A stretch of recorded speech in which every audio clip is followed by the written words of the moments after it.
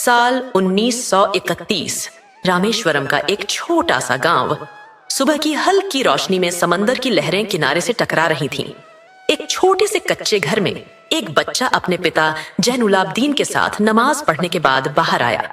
यह बच्चा कोई और नहीं बल्कि अब्दुल पकीर जैनुलाब्दीन अब्दुल कलाम था, जिसे आगे चलकर पूरा देश मिसाइल मैन और भारत के राष्ट्रपति के रूप में जानेगा। गरीबी और संघर्ष का दौर। छोटे अब्दुल का परिवार ज्यादा अमीर नहीं था।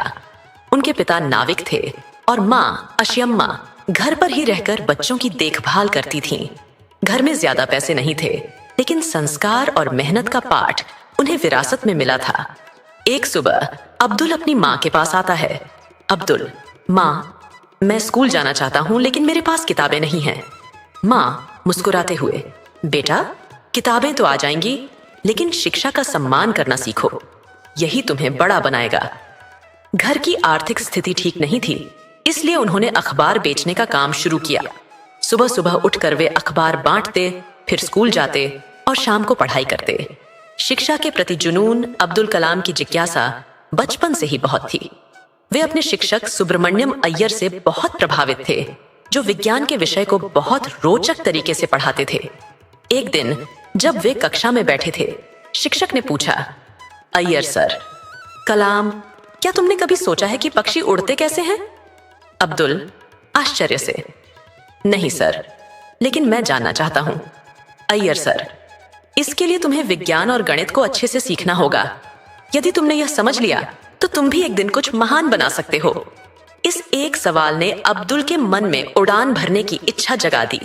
अब वे वैज्ञानिक बनना चाहते थे। संघर्षों के बावजूद आगे बढ़ने की जिद। अपनी पढ़ाई पूरी करने के बाद अब्दुल कलाम ने Madras institute of technology IIT Madras में दाखिला लिया, लेकिन वहां की फीस बहुत ज्यादा थी। वे परेशान होकर अपने बड़े भाई से मिले। अब्दुल, भाईजान, हमारे पास इतने पैसे नहीं हैं कि मैं MIT में पढ़ सकूं। बड़े भाई, चिंता मत करो, मैं अपनी बचत से तुम्हारी फीस भर दूंगा, बस तुम अपना लक्ष्य मत छोड़ना। इस सहयोग के बाद उन्होंने अपनी पढ़ाई पूरी की और वैमानिकी इंजीनियरिंग में डिग्री हासिल की। देश के लिए पहला कदम इसरो और मिसाइल प्रोजेक्ट। पढ़ाई पूरी करने के बाद वे ISRO से जुड़े और भारत के पहले स्वदेशी उपग्रह प्रक्षेपण यान SLV-3 के विकास में महत्वपूर्ण भूमिका निभाई।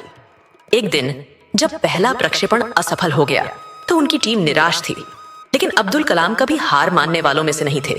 अब्दुल, असफलता सिर्फ एक सबक है, हम दोबारा कोशिश करेंगे और इस बार जरूर सफल होंगे।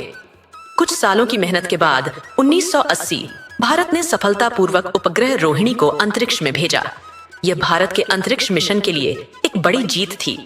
इसके बाद वे मिसाइल मैन बने और अग्नि, पृथ्वी और ब्रह्मोस जैसी मिसाइलें बनाने में महत्वपूर्ण भूमिका निभाई। राष्ट्रपति बनने का सफर 2002 में अब्दुल कलाम को भारत का राष्ट्रपति चुना गया। एक गरीब मछुआरे का बेटा जो कभी अखबार बेचता था, अब देश का राष्ट्रपति बन गया था, लेकिन उन्होंने खुद को हमेशा जनता का राष्ट्रपति माना। राष्ट्रपति बनने के बाद भी वे बच्चों और युवाओं को प्रेरित करने के लिए स्कूल और कॉलेज जाते थे।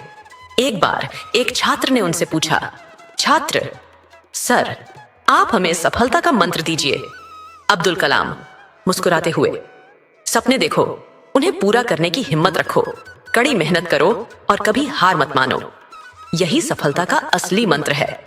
27 जुलाई 2015 को अब्दुल कलाम शिलांग में एक व्याख्यान दे रहे थे जब उन्हें दिल का दौरा पड़ा और वे दुनिया को अलविदा कह गए।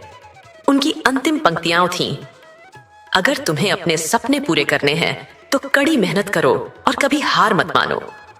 अब्दुल कलाम चले गए, लेकिन उनके विचार और उनका संघर्ष आज भी हमें प्रेरित करता है। उनका जीवन हमें सिखाता है कि चाहे हालात कितने भी कठिन हों, अगर हमारे इरादे मजबूत हैं तो हम कुछ भी हासिल कर सकते हैं। वीडियो पसंद आया हो तो इसे लाइक करें और अपने दोस्तों के साथ शेयर करें। धन्यवाद।